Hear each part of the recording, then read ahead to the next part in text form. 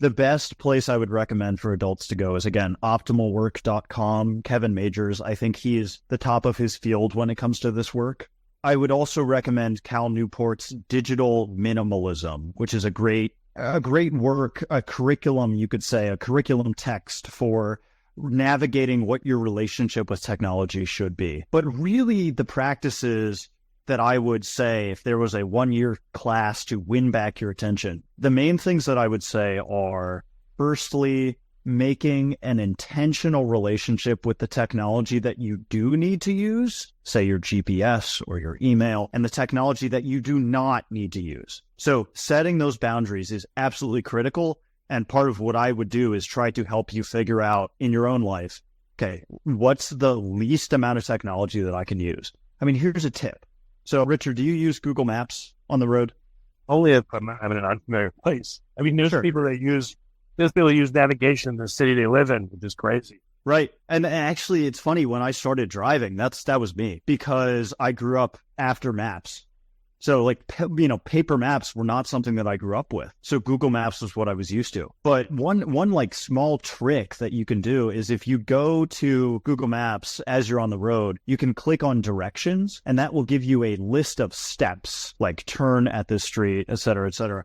And I whenever I use Google Maps, I try to set it to that so that my attention is not on the screen in front of me that's showing me the road. Instead, I'm focusing on the street and the street names where I need to turn at. So again, that's like a super small thing that you can do. But those kind of, attention hacks, I think are can help us regain our attention in small ways. Another thing that I would stress is, as I've said earlier, making sustained time for meditation of some kind, whether that's prayer if you're in a faith tradition, or simply meditation if you're not. And I would frankly recommend at least 15 minutes a day to start.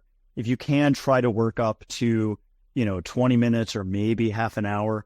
But just recognizing that this is an investment in your mental health over the course of a lifetime. So it may seem like a lot of time when you're juggling kids or at work or any sort of work that you are doing, but to recognize that attention is helping you approach those responsibilities with a fully present mind, I think it's worth the investment. Yeah, no, I'm sure it is. I have a friend and a mentor of mine who's blind, and I joke with him. I say, you're in a way you're lucky, sadly, perversely, because you have like an unaffected brain. He can concentrate, and he wears me out if I talk to him. He can talk as long as I want and doesn't get distracted, and because he can't see any of that stuff. He uses screen readers and he uses the internet a lot, but it's actually a help to him because he can't stand this stuff and be distracted constantly. Yeah.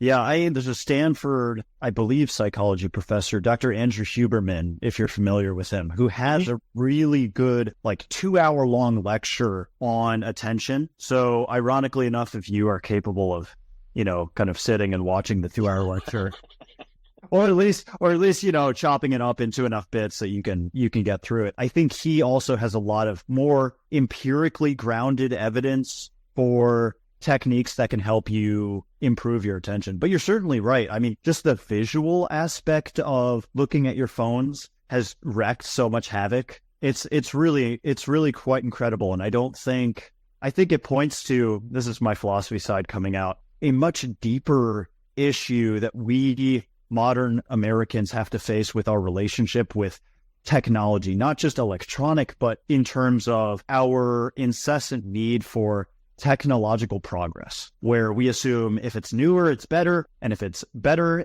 for society as a whole. I think phones show us that that's simply not the case. And we, as a society, need to be more intentional about the kind of technologies that we are investing in, because who gets to decide these things? Well, it's also funny when they say, oh, now a person has a supercomputer in their pocket. They have access to all the world's knowledge, and who's actually using it? Most people, I would think, 99% of people are not using their device in that way. They're just using it for consumption of fun material.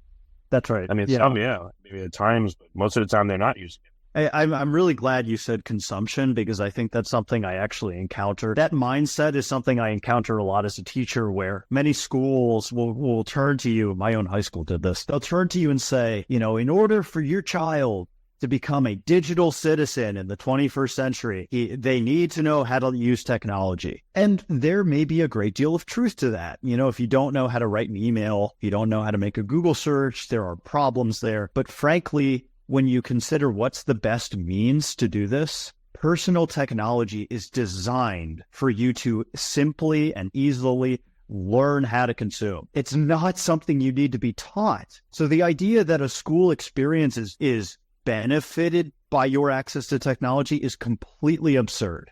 It's not true.